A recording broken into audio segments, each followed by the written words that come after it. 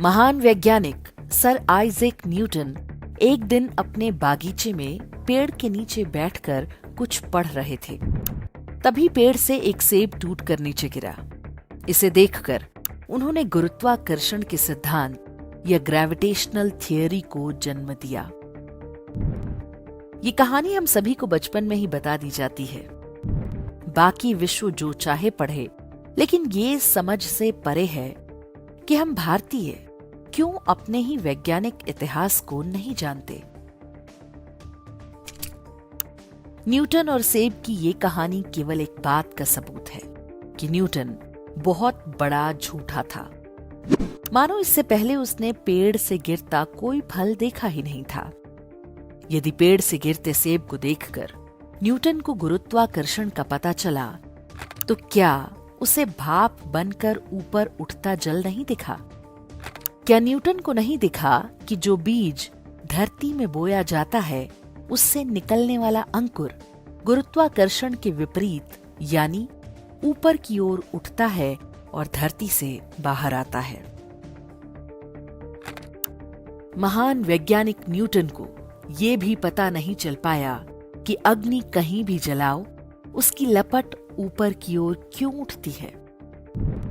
ये सब भी तो भौतिक वस्तुएं हैं, उन पर न्यूटन का गुरुत्वाकर्षण का नियम लागू क्यों नहीं होता?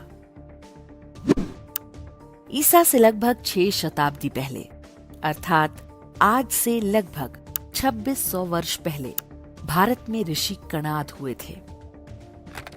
अपने वैशेषिक दर्शन में उन्होंने गुरुत्वाकर्षण का पूरा सिद्धांत बता दिया था।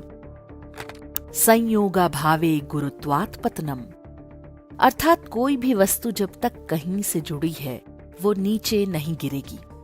जैसे पेड़ पर लगा फल तब तक नहीं गिरेगा जब तक वो टहनी से जुड़ा है।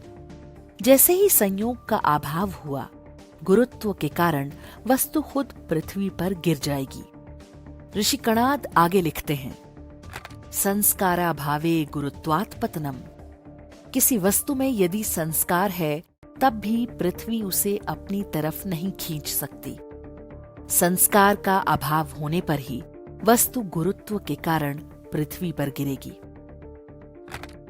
कणाद ऋषि ने 3 प्रकार के संस्कार बताए हैं: वेग, भावना और स्थिति स्थापक। तो यदि किसी वस्तु में वेग संस्कार है, जैसे कि तीर में हम धनुष से वेग उत्पन्न करते हैं, तो वो गतिमान होता है।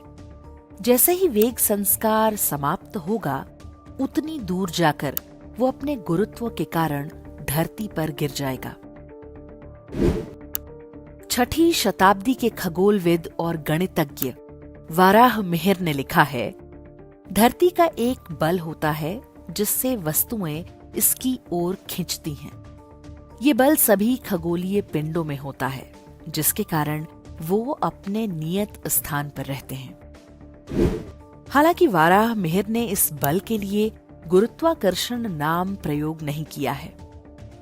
उन्होंने ही सूर्य सिद्धांत नाम की पुस्तक की भी रचना की है, जिसमें पूरे सौर मंडल के बारे में ऐसी गणनाएं हैं जिनकी पुष्टि आधुनिक विज्ञान ने भी की है। वाराह मिहिर के लगभग 100 वर्ष बाद पैदा हुए गणितज्ञ ब्रह्मगुप्त ने गुरुत्वाकर्षण के सिद्धांत की और भी तार्किक ढंग से व्याख्या की। उन्होंने अपनी पुस्तक ध्यान ग्रहोपदेश में लिखा है कि धरती के प्राकृतिक बल के कारण वस्तुएं हमेशा धरती की ओर गिरती हैं। इसी कारण से पानी भी हमेशा नीचे की ओर बहता है। ब्रह्मगुप्त ने ही धरती की परिधि और वर्ष के कुल दिनों की लगभग सही गणना की थी। इसके बाद 12वीं शताब्दी के भारतीय ज्योतिषी भास्कराचार्य ने अपनी पुस्तक सिद्धांत शिरोमणि में लिखा है, पृथ्वी सभी वस्तुओं को एक विशिष्ट शक्ति से अपनी ओर आकर्षित करती है। सूर्य, चंद्रमा, अन्य सभी ग्रह, उपग्रह और आकाशीय पिंडों का भी एक गुरुत्वाकर्षण होता है, जिसके कारण वो अपनी कक्षा में स्थापित रहते हैं। गुरुत्वाकर्षण के बारे में भारतीय विद्वानों के ये सभी मत न्यूटन से अधिक परिष्कृत और तार्किक थे। लेकिन आज यदि आप भारत में भी इनमें से किसी को गुरुत्वाकर्षण के सिद्धांत का श्रेय दे दें तो आपको गलत ठहरा दिया जाएगा। ऐसा कैसे हुआ और किसने किया, ये अब किसी से छिपा नहीं है। ये वीडियो यदि आपको पसंद आया हो तो इसे लाइक और चैनल को सब्सक्राइब करना ना भूलें। इससे हमारा उत्साहवर्धन होता है।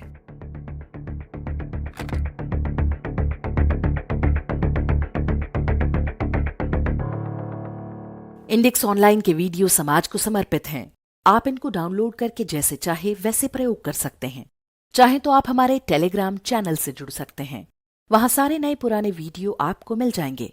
हमारे सोशल मीडिया लिंक हर वीडियो के डिस्क्रिप्शन में होते हैं। हमारा एकमात्र उद्देश्य हिंदू समाज को जागृत और एकजुट करना है। इसमें सहभागी बने। धन्यवाद।